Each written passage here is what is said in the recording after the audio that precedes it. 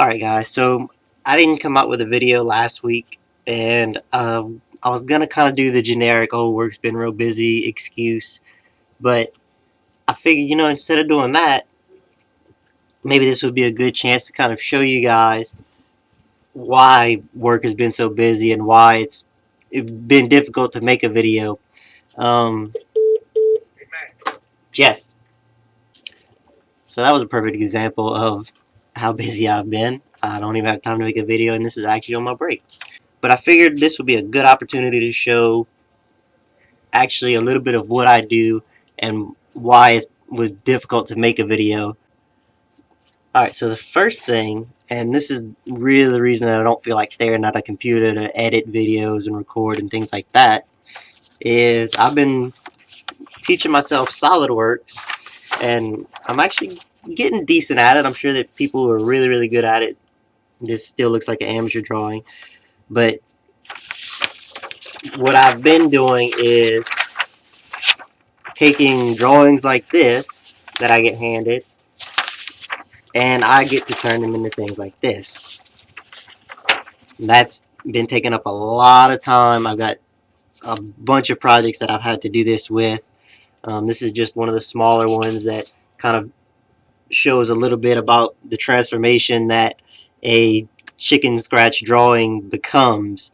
There's actually two other pages to this print that show more details of the small parts and things, but this has actually been, I really love having a drawing program now. I actually only been using SolidWorks for about 2 months now, and it is mostly me being taught by myself, but it can really do some great things.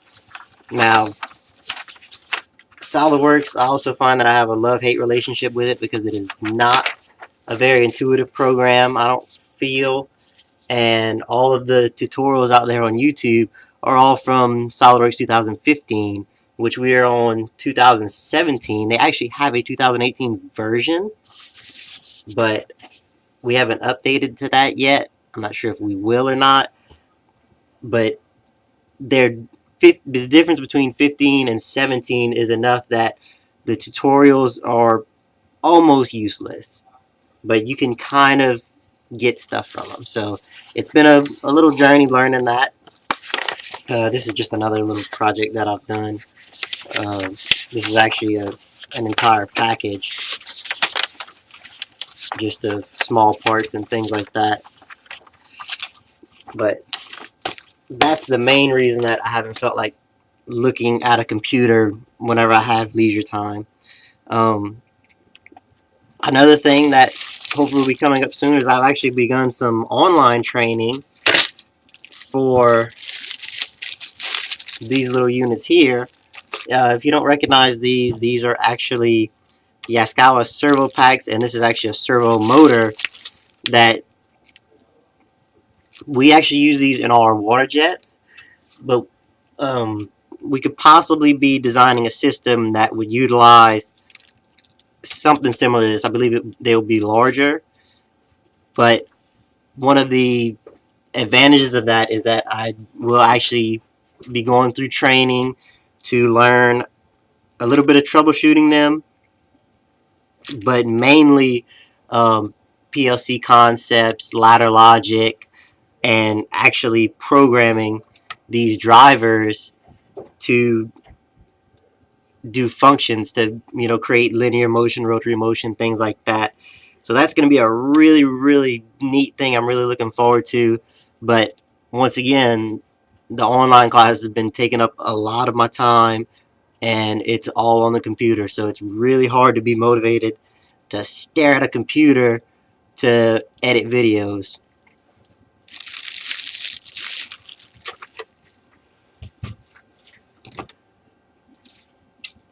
And in case you're curious, this is actually what the inside of one of these amplifiers look like. This is the driver board, and I thought that this was going to be a repair video, but when I tore it down, it actually was something just so simple it wasn't even worth doing. These work in a very dirty environment, The water jets actually produce a dust because they use garnet as an abrasive, and that garnet becomes a really fine powder that gets in the air even though it's actually wet. It's a never-ending battle of dirt. And these two little components here are actually current sensing shunts. Just like on a multimeter, you'll have a little shunt resistor. That's what these are, and they sense the current that the servo motor is using. And there was so much dirt built up in there that they were starting to have faulty readings. So quick little cleaning, I'll get this reassembled. But just to look at the board really quick, I mean, you could see the failure points it could have, obviously, in these huge capacitors. And then there's some smaller electrolytics here. And so it's really easy to see where you can have failure at with these boards, because they are essentially, in the most basic of sense, a VFD. And it takes an AC current and it'll rectify it, and then it'll invert it back into an AC current. It just does it really specifically for the motions that you want. So I believe in the future we will have some interesting videos as more of these. I generally go through about 2 of these a year. We have 2 machines that each have 2 of these, and there's several others on there that are differing sizes, but I believe that we will have some repairs in the future on these. So I think we should talk about just a little bit of what I'm going to try to have coming up in the future for the Bev's Repair Bench channel. There is still the Fluke 17 that I haven't given up on. But while I'm talking about it, you should go ahead and check out a guy. His name is Mr. Modem Head on YouTube. He has a channel with 1 video, I believe, so far. I don't think he's come up with any more. But he also has a blog. It's mrmodemhead.com.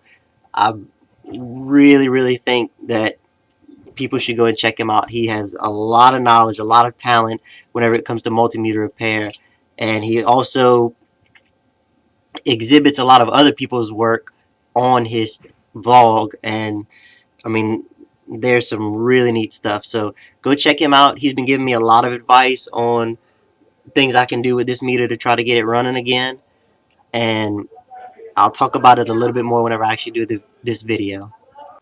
Also coming up, we will have the comparison of the Fluke 83 to the 83 3 Series. I believe that that's going to be a really cool video for people who are kind of wondering just what the differences are between them. So look forward to that in the future. This may end up being my next video. I don't feel like I'm quite ready to dive into another repair just yet. We will also see a review of this. This is a ESR meter, a fairly cheap one from eBay. I have played with it a little bit, but I'd like to use it some more, and then we'll do a review of it. We'll talk about any likes or dislikes that I have on it, but look forward to that one. I've also been playing around with the DMM 157 a little bit, and I don't know if it'll do it right now or not, but every once in a while, when you power it on, you'll get a beep like the continuity buzzer going off, and it just won't stop. It'll keep going. We may have it there. Nope. See, sometimes it'll do it as it initializes, and then it'll stop, but other times it'll just keep going. But it sounds really sickly, so we'll look into it. It may be a case of just the battery going low. I think we also have some calibration to do to it. But that'll be coming up also. And also, as far as the auction score goes, I do think that we'll end up going through those meters one at a time and doing a little bit more detail on them, just to kind of have some reviews out there for those meters. I find it's really difficult to find reviews of older and less popular meters.